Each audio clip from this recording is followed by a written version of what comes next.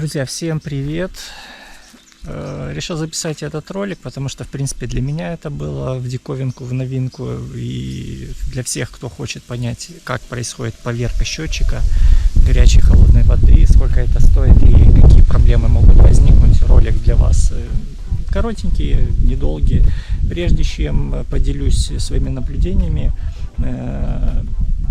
проговорю, что первое, по правилам, по закону, не знаю, поверка счетчиков холодной горячей воды должны проходить все счетчики раз в 4 года или чаще, если об этом сказано в документации к вашим счетчикам.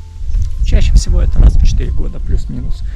В Украине, в Киеве в частности, есть два варианта поверки счетчиков. Это на месте, когда вы даже не демонтируете их, или когда вы снимаете счетчик и везете, там вы везете или кто-то везет на поверку куда-либо. Если это первый вариант, без демонтажа, приезжает человечек, все это происходит на месте, это стоит, мне это обошлось 350 гривен, плюс-минус цена где-то одинаковая, 350-400 гривен. Если это с демонтажом, то есть вы снимаете и отвозите, сами доставляете, это стоит чуть дороже, чем 100 гривен. Я проводил поверку счетчика, вызывал человека с Киевводоканала, типа все официально, без всяких там левых компаний. Мне это обошлось, повторюсь, 350 гривен за один счетчик холодной воды, второй у меня, в принципе, свежий.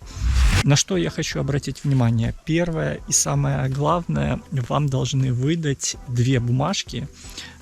Ну, по факту, да, по факту на месте выдают одну о факте поверки счетчика, то есть непосредственно, что поверка прошла, что вот она прошла, что вы деньги заплатили, роспись, все дела.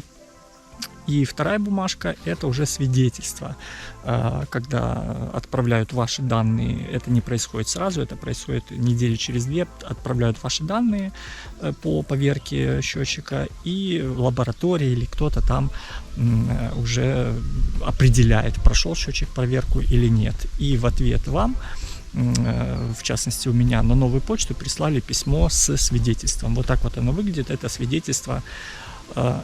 Эти обе бумажки, точнее их даже фото, плюс фото самого счетчика вы отправляете удаленно в Киевводоканал там или куда вам нужно, и все, на этом все заканчивается. Плюс 4 года к вашему термину вашего счетчика еще бонусных есть.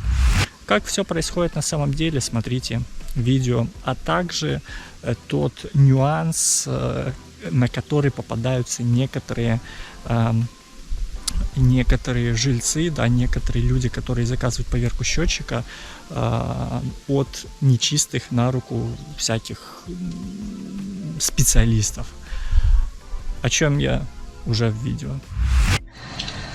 Итак, приходит специалист, раскладывается, что происходит. Происходит вот этот агрегат, он подключает к крану, да, к вашему крану, там где холодная вода, и через этот агрегат пропускается вода, то есть включается кран, открывается кран, и она проходит через его агрегат. Соответственно, то количество воды, которое из моего крана вытекает, оно проходит через счетчик.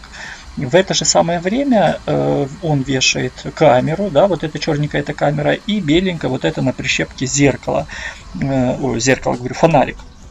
фонарик, чтобы подсвечивать, и фиксируется на камеру, собственно, сколько реально прошло через счетчик воды и сколько по факту прошло воды. Если разница есть в допустимых пределах, счетчик ваш поверку проходит. Если разница большая, то он поверку, соответственно, не проходит. То есть смысл в том, что просто вы сколько она накрутила и сколько вылилось с крана, да? Разница. Да, а сколько она должна, не более чем, какая? В этих процентах? Там Доброго вечора, ми з України. Там Алло. А бывает, что не проходит поверху, или это если который уже давно стоит? Не, ну, эти новые не проходят. Да.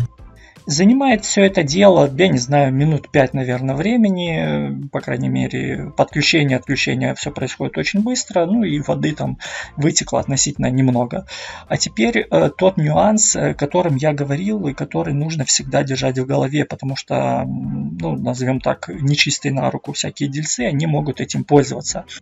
Специалист подключает свой агрегат шлангом к вашему крану, ставит напротив камеры, ставит напротив счетчика, допустим, с холодной водой свою камеру, которая фиксирует конкретно счетчик с холодной водой, но сам кран, ваш смеситель, да, особенно если это рычажный, он включает, допустим, не только холодную воду, а немножечко еще горячий. То есть он не в упор вот этот вентиль от себя толкает и поднимает, да, включает холодную воду, а какой-то зазор дает для горячей воды. Соответственно, из вашего крана, из вашего смесителя идет и горячая, и холодная вода, ну, холодная и немного горячий, то есть через его агрегат проходит одно количество воды, а по счетчику, по факту, через его камеру проходит меньшее количество воды, только холодной воды, он же фиксирует только холодную, и, соответственно, разница получается довольно внушительная, если через ваш кран идет и горячая вода. Совет максимально простой, просто на входе в квартиру перекрывайте вентили с горячей водой, чтобы она зря не шла, и все будет у вас отлично.